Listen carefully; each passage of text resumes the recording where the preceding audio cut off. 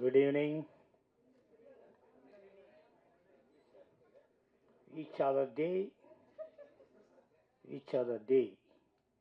I look so many various different parks, but I don't know about this park. But this park holds my heart, holds my large place in my heart. நீங்கள் தான் பார்க்குங்கன்னு வைப்பீங்கள, இங்கிலீஷில் வைப்பீங்கள, நாங்கள் இங்கிலீஷில் பேசக்கூடாது. நீங்கள் பூங்கான்னு வச்சுருந்தீங்கன்னா நாங்கள் பேச மாட்டோம். நீங்கள் பார்க்குன்னு வச்சதுனால நம்ம இங்கிலீஷில் கொஞ்சம் பேசுவோம். நல்லா இருக்கீங்களா? நல்லா. இந்த படம் வந்து நான் ஆல்ரெடி சொல்லிட்டேன், இந்த படத்தில் நான் நடிக்கலை. பட்டு கண்ணன், என் கண்ணன் கருப்பு கண்ணன் தான் சொல்லுவேன். அவர் வந்து எங்களோட அசிஸ்டன்ட் டைரக்டராக இருக்கும்போதே பழக்கம். நீங்கள் வாங்க, தயாரிப்பாளர் நீங்கள் வரணும்னு ஆசைப்பட்றாரு, நீங்கள் வாங்கன்னு கூப்பிட்டாரு. கண்டிப்பாக வரேன்னு ஈஸியாக ஷூட்டிங்கில் இருந்தேன். நான் வந்தேன், இன்றைக்கி வீட்டில் இருந்தேன். காலையில் எல்லாம் மெசேஜ் அனுப்பிச்சார், எல்லாம் வந்தார். ஸோ எல்லா பேரும் நீங்கள் வரீங்களா, நீங்கள் வரேன்னு சொன்னீங்களாமே, நீங்கள் வரீங்களான்னு சொன்னேன்னு என் தம்பி அன்பு சிறு முதலீட்டாளர்கள் தலைவர் இருக்கார். அவர் நீ வரேன்னு சொன்னியாமே, நீ வரையாமே அப்படின்னா எல்லாரும் பேசிக்கிட்டு இருக்கையில் நான் வரமாட்டேன் அப்படின்னு வீட்டில் கதை உடைச்சிட்டு படுத்திருக்கிறதுக்கு முறையாக இருக்காது. நான் வரணும். யார் யார் வரா? உதயகுமாரன் வராது, பேரரசன் வராது. சரி, நம்மளும் போயிடுவோம். தமன் கூட நான் வந்து ஒரு 10 இயர்ஸ்க்கு முன்னாடி சேது பூமின்னு ஒரு படம் பண்ணேன். அந்த படத்தில் நான் இருந்தேன்.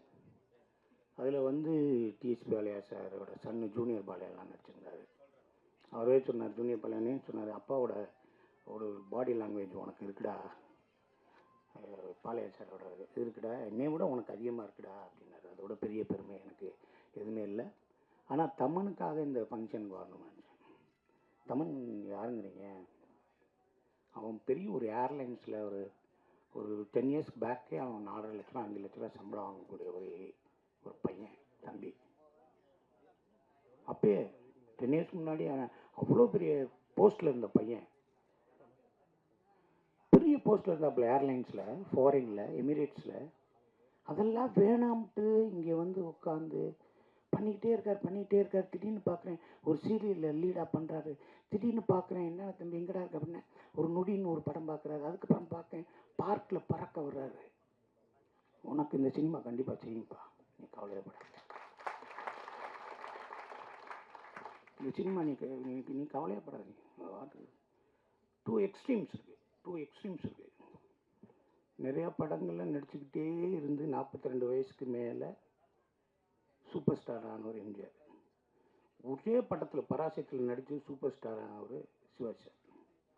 2 எக்ஸ்ட்ரீம். சினிமா யார் கொடுக்க முடியுங்க? என்னை மாதிரி முடி இல்லாதவனுக்கு கொடுக்கும், நிறைய முடி வச்சு சீவ முடியாதவனுக்கெல்லாம் கொடுக்கும். புரியுங்களா? அதனால் நீ எல்லாம் அழக, நல்லா இருக்கு, நல்லா ஃபிட்டாக வச்சுருக்கேன், நான் பார்த்த மாதிரியே இருக்க, குண்டா இல்லை, எது வேணாலும் இல்லை, ஒரு நல்ல ஒரு ஃபிட்டு, ஹீரோக்கான ஒரு ஃபிட்டு. பேரரசன் சொன்ன மாதிரி நல்லா இருக்க. இந்த படம் இல்லை அதை ஓடிக்கிட்டே இரு. ஒரு படம் வரும், அந்த படத்தில் சைன் பண்ணிக்கலாம். உனக்கு சினிமா ஒன்று பாதுகாக்கும், சினிமா செய்யும். ஓகே. அடுத்து இயக்குனரை பற்றி சொல்லணும்னா, ஒரு ஃபஸ்ட் ஹாஃபில் நெஞ்சு வலி, செகண்ட் ஹாஃபில் வயிற்று வலி, நெஞ்சு வலி. சார் சொன்னார், நான் லாரன்ஸ் மாஸ்டர்கிட்ட அவராக இருந்தேன். அதெல்லாம் நீங்கள் நம்புவீங்களா? எங்கள் ரிலேஷன் ஒருத்தர், எங்கள் அண்ணன் ஆண்டாக்டரு, அவர் வீட்டில் நான் தங்கி அவர்கிட்ட வந்து அவர் சினிமாவில் வேலை பார்க்கணுன்னு வந்தேன். அவர் ஒரு பெரிய ஸ்டுடியோவில் இருந்தார். அந்த ஸ்டுடியோவில் டார்க் ரூம்னு ஒன்று இருக்கும், தெரியுமா உங்களுக்கு? அந்த நெகட்டிவ் எல்லாம் போட்டு கழுவாங்கள்ல, சோடியம் தயோசல்ஃபேட்லாம் போட்டு கழுவி ஃபோட்டோவெல்லாம் அப்படி மாட்டி வச்சுருப்பாங்கள்ல, அந்த ரூமில் லைட்டே போடக்கூடாது, ஒரே ஒரு ரெட் லைட் மட்டும்தான் இருக்கும். அந்த ரூமில் நான் 6 மாதம் தங்கியிருக்கேன். அந்த ரூமில் நான் 6 மாதம் தங்கியிருக்கேன். எப்போ போவேன் தெரியுமா உங்களுக்கு? 10 மணிக்கு ஸ்டுடியோ அடைச்ச உடனே நான் போய் படுப்பேன். ஸ்டுடியோ ஆரம்பித்து வேலைக்கு வர்றதுக்குள்ளாடி நான் கிளம்பி போயிடுவேன். உள்ளே லைட் இருக்கா, பேஸ்ட் இருக்கா, ப்ரெஸ் இருக்கா, சட்டை எங்கே துவச்சி போடுறது எதுவுமே தெரியாது. இருட்டாக இருக்கும். அங்கே தங்கியிருக்கேன் நான் அயனவரத்தில், மடிப்பாக்கத்தில். சுதந்திரத்துக்காக போராட வந்தேன். சினிமாவில் சினிமா எனக்கு வேணும்ல, அதுக்காகத்தான் நான் வந்தேன். உங்களுக்கு புரியுதா? உங்களுக்கு கொடிது கொடிது வறுமை கொடிது, இளமையில் வறுமை கொடிது, அவ்வளோதானே. ஃபஸ்ட் ஹாஃப் நீ கஷ்டப்பட்ட இல்லை, செகண்ட் ஹாஃப் மட்டி இல்லாட்டி ராசா தானே. உனக்கு பாரு, உன் காசு உனக்குன்னு ஒரு டைரக்டர் முருகன், உங்கள் காசில் ராஜா 2 பக்கத்தையும் ராஜாவை ஒட்டி விட்டார். நீ எங்கிட்டு சுட்டி விட்டாலும் ராசா தான் விழுகும் பாரு. உனக்கு மட்டியே விழுகாது. ஏன்னா நீ உன்னோட முற்பகுதியை நீ சினிமாவை கொடுத்துருக்க. இனிமேல் உனக்கு ஒரு நல்ல ஒரு லைஃப் இருக்கும், நல்லது இருக்கும். எங்கள் அண்ணன் மக ரஞ்சனா நாச்சியார், எங்கள் அண்ணன் மக டைரக்டர் பாலாவோட ஓன் பிரதரோட மக, ஓன் பிரதர் பாலா அண்ணனோட அண்ணன் மக. எனக்கு அவர் அண்ணன் தானே. எங்கள் பெரிய மாமா அவர் பாலா டைரக்டரு. இவர் உட்காருப்பா அந்த பொண்ணு. நான் ஏமாளிங்கிற படத்தில் வா அப்படின்னு நடி அப்படின்னு சொன்னேன். சீட்டு குடிக்கணும், குடிப்பேன் அப்படின்னு. சித்தப்பா உங்களுக்கு சரியாக இருந்தால் நான் பண்ணுறேன் அப்படின்னு சொல்லிச்சு. ராமநாதபுரம் மாவட்ட பாராளுமன்ற தொகுதி பாரதிய ஜனதா பொறுப்பாளர் அவங்க. பலாப்பழத்தை தூக்கிட்டே போயிட்டு இருந்தாங்க எங்கள் மாமாவுக்கு. இந்த படத்தை தயாரிப்பாளருக்கு இன்னும் நிறையா படங்கள் பண்ணணும், அது பண்ணணும், டைரக்டர் நிறையா படம் பண்ணணும். பாட்டு எழுதினவர் சூப்பர், அவரை தான் எல்லோரையும் பேசியாச்சு.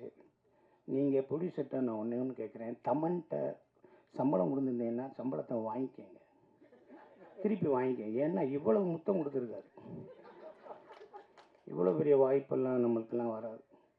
நான்லாம் கேட்பேன், டேரக்டர்லாம் வரையில, தம்பி இந்த படத்தில் நம்மளுக்கு ஜோடி இருக்கான்னு கேட்பேன். இருந்துச்சுன்னே, ஆனால் உங்ககிட்ட கோச்சிட்டு ஓடி போயிடுச்சு. அப்படியா? அப்புறம் இல்லைண்ணே இருந்துச்சுன்னே, அது உங்க கூட பேசாமல் வீட்டுக்குள்ளேருந்தே கத்திக்கிட்டு இருந்தேன். எப்போ பாரு ஜோடியே கிடையாது, எதுவுமே கிடையாது. ஒரு படத்தில் நான் ஒரு பெண்ணை ரெக்கமெண்ட் பண்ணி நானும் அந்த பொண்ணு நடிக்கணும் அப்படின்னு அந்த பொண்ணும் நானும் அப்படி தூங்கிட்டு இருக்கோம். அப்போ இந்த ஸ்டேஷன்லேருந்து என்னை ட்ரான்ஸ்ஃபர் பண்ணிடுவாங்களா அப்படிங்கிற மாதிரி நான் அப்படி தூக்கம் இல்லாமல் இருப்பேன். படுத்து தூங்குங்க, ஏன் அதெல்லாம் யோசிக்கிறீங்க அப்படின்னு சொல்லி நானும் அந்த பொண்ணும் அருகிலே படுத்து பேசுகிற மாதிரி இருந்துச்சு. ஒரு அசிஸ்டன்ட் டைரக்டர் உத்து பார்த்துட்டு டேக் போகிறதுக்கு முன்னாடி, சார் அவர் 2 பேரையும் தள்ளி படுக்க வச்சுட்டு நடுவில் குழந்தைய போட்டுடலாம் சார், குழந்தைய போட்டாங்க. சரின்னு சொல்லி இங்கிட்டு பார்த்தேன். சார் அந்த இன்னொரு 2 குழந்தை இருக்குல்ல சார், அதையும் தூக்கி நடுவில் போட்டாங்க. நான் ஹீரோயினியை பைனாக்குள்ளரை பார்க்குறேன். என் எனக்கு பேரா போட்டாங்க, பைனாக்குள்ளர் பாருங்க, அங்கே படுத்துருக்கு, அங்கே தூங்குது. இல்லைண்ணே அவனை நான் பார்த்துக்கிறேன். ஆக இந்த படத்தில் எல்லா பேருமே ஒரு நல்ல ஹீரோயினியாக இருக்கட்டும், நல்ல ப்ளஷண்ட், ஒரு ஹாப்பியாக ப்ளஷண்ட்டான ஒரு ஃபேஸ் இருக்குல்ல, அந்த அந்த அந்த அந்த ஒரு இருக்குது ஸ்வேதாக்கு. அது கடவுளோட வரம், அப்பா அம்மா கொடுத்த கிஃப்ட்டு. அதை நீங்கள் கரெக்டாக பண்ணி நீங்கள் பெருசாக வரணும். அப்புறம் அப்பா அம்மா அவங்களுக்கு உதயகுமார் சாருக்கு பிடிச்ச மாதிரியே இருக்க ஹீரோயினோட அம்மா ஜெயந்தி மாலாவும் அவங்களும் பெரிய லெவலில் வரணும். இங்கே இருக்க எல்லா கேரக்டர்ஸும் எல்லாமே வரணும். ஒரு தமன் கூட நினைக்கும் போது ஒரே ஒரு காமெடி மட்டும் சொல்லிட்டு முடிச்சிடுறாங்க. இங்கேருந்து வீட்டிலேருந்து காரில் எடுத்து அசிஸ்டன்ட் டைரக்டராக இருக்கேன்.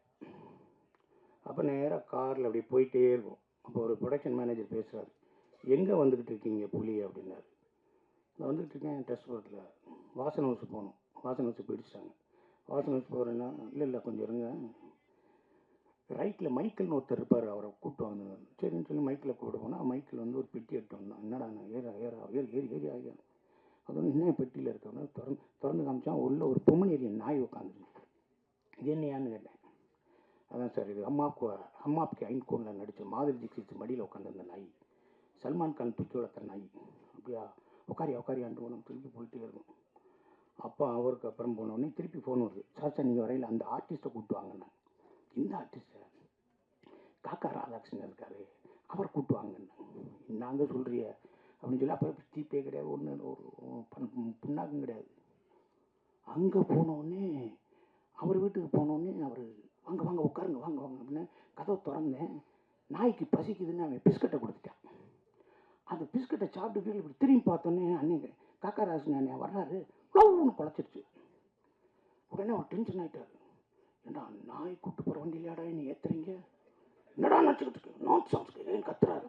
ஐயா ஐயா ஐயா ஐயா ஐயா ஐயா வாங்க 8 மணி ஆச்சியா, வாங்க போகலாம் ஏன் கெஞ்சுறேன்.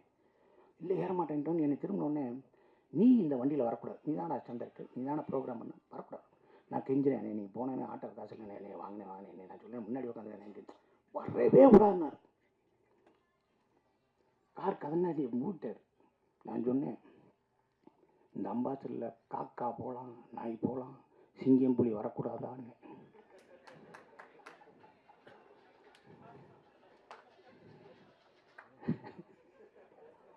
காக்கா போகலாம், நாய் போகலாம், சிங்கம் புலி வரக்கூடாதா. இந்த கதவை திறந்துட்டு வந்து என்னை கட்டி பிடிச்சிட்டாருங்க. அந்த ஆள் எவ்வளோ பெரிய ஆள், கட்டி பிடிச்சிட்டாரு. அவர் மனோகரால் நடிச்சார் பாருங்க.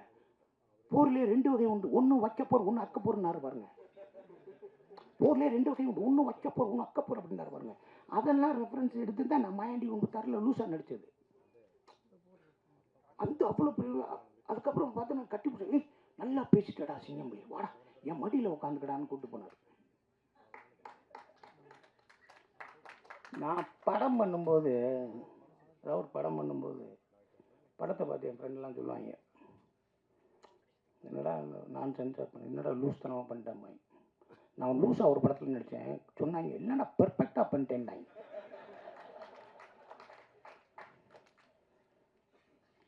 ஆறு அசிஸ்டன்ட் டைரக்டர் ஒரு ரூம் வீட்டில் இருப்போம், முடிக்க போகிறேன் 6 அசிஸ்டன்ட் டைரக்டர் ஒரு வீட்டில் இருப்போம்.